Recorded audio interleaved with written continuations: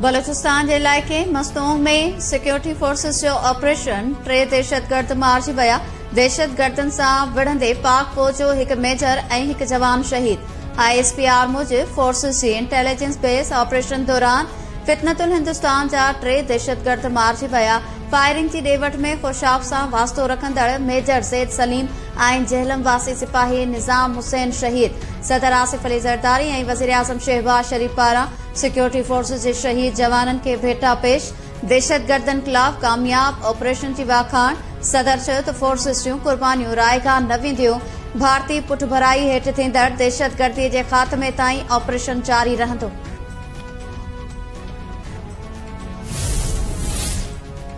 वज़ीर आज़म शहबाज शरीफ सां चयो आहे सरबराह मौलाना फजल रहमान जी मुलाकात। मुल्क की मजमूई सियासी सूरत-ए-हाल समेत मुख्तलिफ़ मामलन ते ॻाल्हि ॿोल। वज़ीर आज़म सां वर्ल्ड बैंक के रीजनल नायब सदर भी मुलाकात कई। शहबाज शरीफ सिंध तास मुआहदे के नुक़सान पहुंचाने वाले भारत के गैर कानूनी एक तरफ़े फैसले की रोशनी में पाकिस्तान जो जायज़ मौक़िफ़ की उसूली हिमायत करण ते संदसि साराह कई ऐं समूरा मसला ॻाल्हियुनि ज़रिए हल करण वारे अज़म जो भी वर्जाव कयो। वर्ल्ड बैंक के सदर उस्मान डेविन पाकिस्तान की माशी तरक्की की वाखाण कंदे चयो त माशी सुधारन सां सीड़पकारन जो एतमाद वधंदो।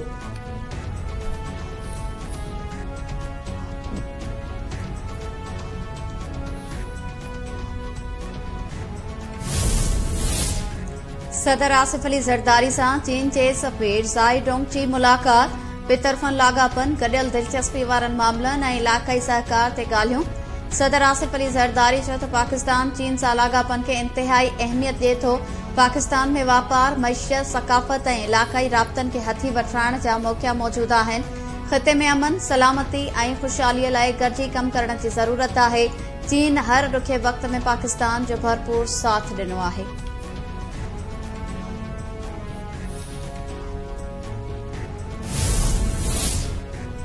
पाकिस्तान अफगानिस्तान की तालिबान हुकूमत के तस्लीम करण वाली खबरुन के रद्द करे छडियो। परडेही तर्जुमान तालिबान हुकूमत के तस्लीम करण बाबत खबरूं बेबुनियाद करार ॾिनियो। अफगानिस्तान में मौजूद दहशतगर्दन जा थाक गणतीअ जोगा आहिनि। पाकिस्तान ऐं भारत विच में तकरार जो हल ॻाल्हियुनि ज़रिए ई मुमकिन आहे। हफ़्तेवार प्रेस ब्रीफिंग में परडेही तर्जुमान शफ़क़त अली ख़ान चयो त पाकिस्तान मुस्तहकम शाम जो हामी आहे। पाकिस्तान शाम ते इसराइली हमले जी मज़म्मत करे थो।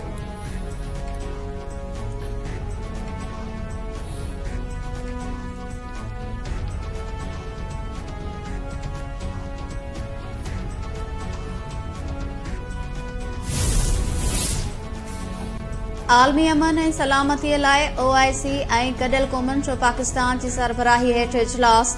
नाइब वज़ीर आज़म इसहाक़ डार इजलास के खिताब कंदे चयो त वालारेल कश्मीर की अवाम के हक़ ख़ुद इरादियत ॾियणो पवंदो। इंसानी बहरान के मुंहुं ॾियण लाइ OIC और UNO जो गडियल किरदार अहम आहे। इस्लामोफोबिया के वधंदड़ ख़तरन के भी गॾिजी मुंहुं ॾियणो पवंदो।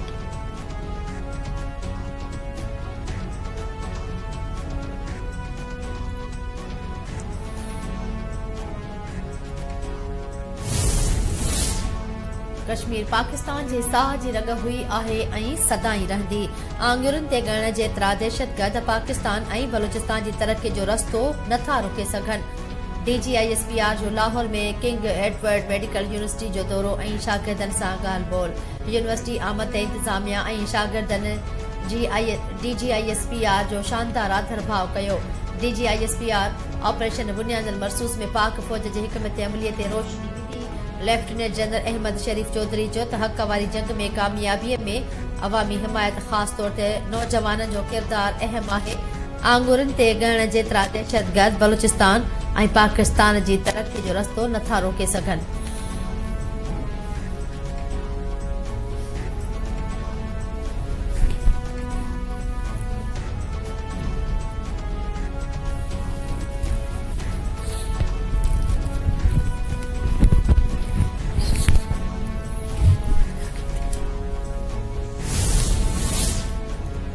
शाह महमूद कुरैशी के PTI की सरबराही ॾियण वारी ख़बरुनि की तरतीब। PTI के सेक्रेटरी जनरल सलमान अकरम राजा चयो आहे त पार्टी जो सरबराह बानी ई आहे। शाह महमूद कुरैशी के पार्टी की सरबराही वारनि ख़बरुनि में का भी सदाकत न आहे। पार्टी में शाह महमूद कुरैशी जी पंहिंजी अलग हैसियत बरकरार आहे।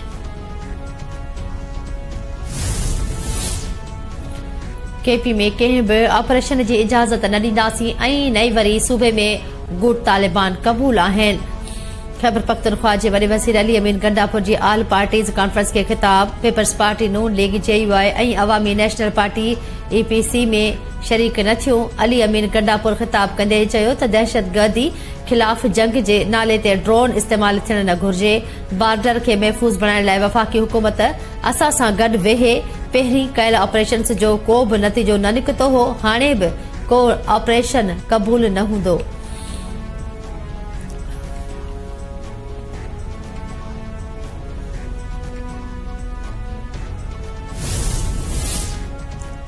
मुल्क में 2 महीननि अंदर फ्री एनर्जी मार्केट पॉलिसी लागू करण जो ऐलान।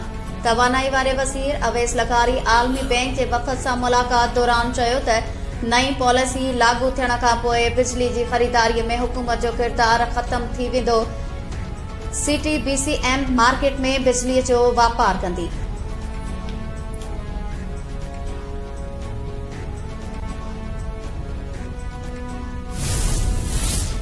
इस्लामाबाद जी निजी हाउसिंग सोसाइटी में बरसाती नाले में लुढ़ी वियल पीउ ऐं धीउ जा लाश मिली विया। 3 ॾींहनि जी ॻोल्हा बाद गाॾीअ समेत लुढ़ी वियल रिटायर्ड कर्नल इसहाक काज़ी ऐं संदसि धीउ जा लाश नाले मां मिलिया। ॿिन्ही ॼणनि जा लाश इस्पताल मां ज़रूरी कार्रवाईअ बाद वारसनि हवाले कया विया।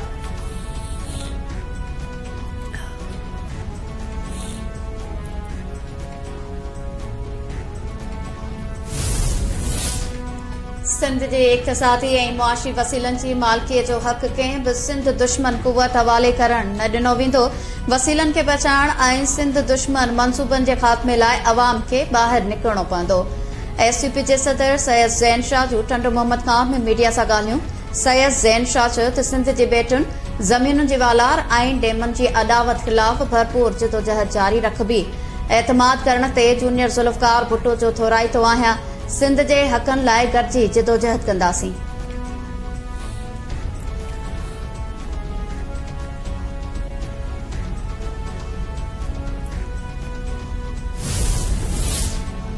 सिंध जे वसीलनि जी फरलुट ज़मीन ते वालार ऐं समुंड ते कब्ज़े जी हर साज़िश खे नाकाम बणाए वेंदो। सिंधी माण्हुनि लाइ सनअती इदारनि में रोज़गार जा दरवाज़ा बंदि कया पिया वञनि। सिंध अंदरि लाक़ानूनियत ऐं बदअमनी जो राज आहे। जस्कम चेयरमैन सनान खान कुरैशीअ जो जस्कम ठट्टे जे अॻूणे ज़िले सदर मुश्ताक ख़ासकेली जे 16हीं वरसीअ खे ख़िताब कंदे सनान खान कुरैशीअ जो त मुश्ताक ख़ासकेली कराची में शहीद बशीर खान कुरैशी ते थींदड़ हमले दौरान पंहिंजी जान जो नज़रानो ॾिनो। संदसि बहादुरी खे सदाईं यादि रखियो वेंदो।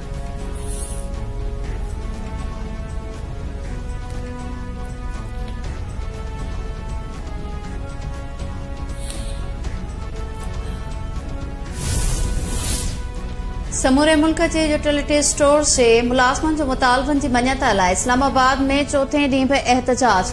मुलाज़मनि डी चौक ते धरणे जो ऐलान करे छॾियो।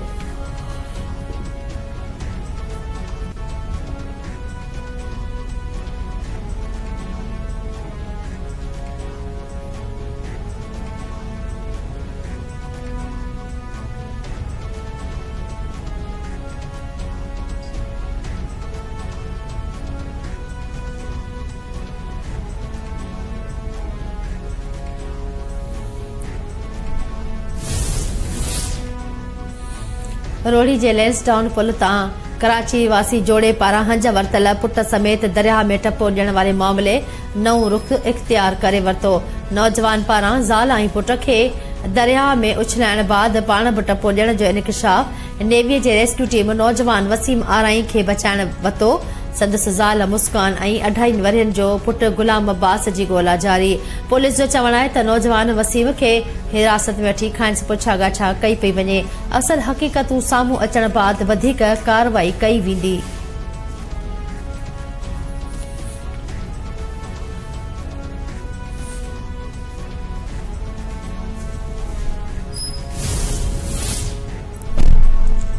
FIA साइबर क्राइम सखर जी पन्नो आकिल में कार्रवाई। 3 जवाबदार गिरफ़्तार।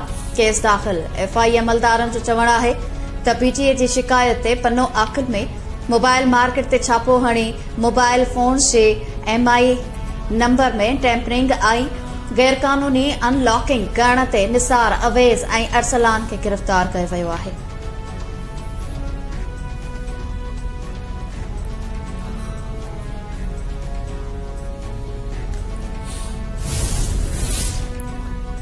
डोकरी वेझो मुबैना पुलिस मुक़ाबले में हिकु ॾोहारी मारिजी वियो। पुलिस जो चवणु आहे त ॻोठ मेहरापुर वेझो गश्त दौरान ॾोहारियुनि सां मुक़ाबलो थी पियो। फायरिंग जी ॾेवट में धाड़ियल नादर डेरो ज़ख़्मी थी पियो, जंहिंखे डोकरी इस्पताल मुंतक़िल कयो वियो, जिते हुन दम ॾेई छॾियो। मारिजी वियल ॾोहारी ख़िलाफ़ 35 खां वधीक केस दाख़िल हुआ।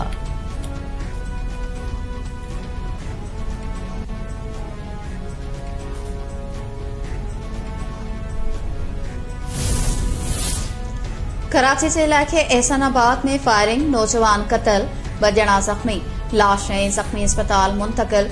रेस्क्यू ज़रियनि जो चवणु आहे त अल्लाह बख्श ॻोठ में मारिजी वियल जी सुञाणप 30 वरियनि जे मोहम्मद अली, ज़ख़्मियुनि जी सुञाणप ज़ैन ऐं शहबाज़ जे नालनि सां थी आहे। पुलिस वाक़िए खे ज़ाती दुश्मनी जो नतीजो क़रार ॾेई छॾियो।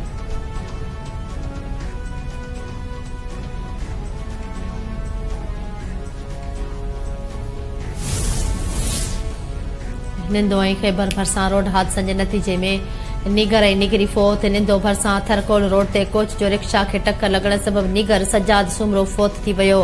फोती जे वारसनि जो गूनी स्टाफ ते धड़ो। मछरियल ॻोठाणनि कोच खे बाहि ॾेई छॾी।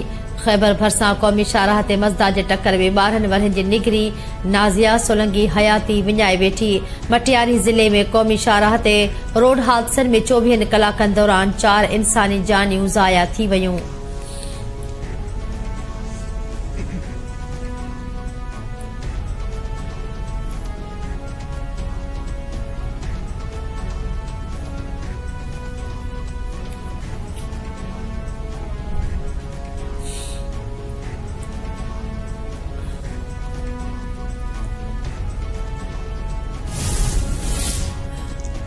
क़ौमी क्रिकेट टीम आख़िरी T20 मैच में बांग्लादेश खे हाराए पाण खे व्हाइट वॉश शिकस्त खां बचाए वरितो। टीं ऐं आख़िरी T20 मैच में क़ौमी टीम पहिरियां बैटिंग कंदे 178 रन्स ठाहियूं। साहिबजादा फरहान 63 रन्स ठाहे नुमाया रहियो। बांग्लादेशी टीम 104 रन्स ते ढेर थी वई। सलमान मिज़रा टे ऐं अहमद दानियाल 2 विकेट्स वरितियूं।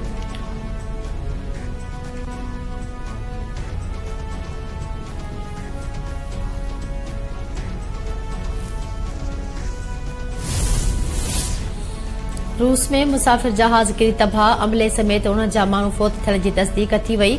रूसी इख़्तियारनि मूजिब जहाज जो मलबो रूस जे ओभर वारे इलाइक़े मां मिलियो आहे।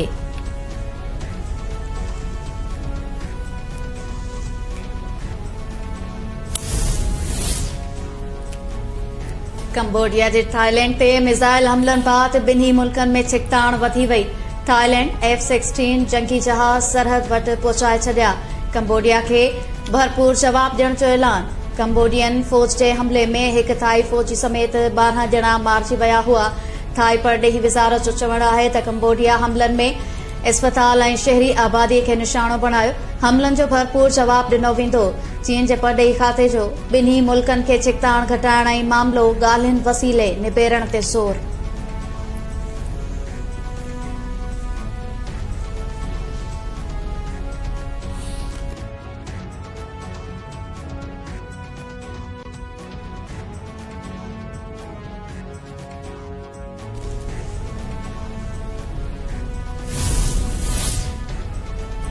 तुर्किया जे इस्की शहर सूबे में ॿिए लेखे लॻल बाहि ते ज़ाब्तो न आयो।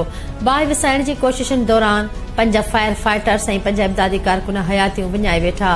परॾेही मीडिया मूजिब फायर फाइटर बाहि विसाइण जी कोशिश में मसरूफ़ हुआ त ओचितो हवा जो रुख बदिलजी वियो ऐं उहे बि बाहि में फासी पिया। रेस्क्यू टीमुनि खेनि ज़ख़्मी हालत में ॿाहिरि कढी इस्पताल मुंतक़िल कयो, जिते उन्हनि दम ॾेई छॾियो। तुर्किया जे सदर रजब तैयब एर्दोगान पारां फायर फाइटर जे क़ुर्बानी खे भेटा पेश।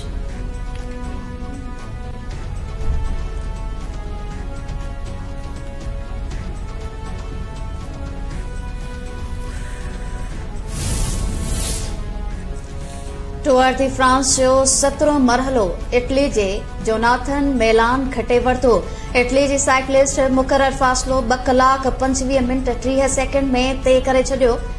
एकवीह मरहलनि वारी साइकिल रेस 27 जुलाई ताईं जारी रहंदी।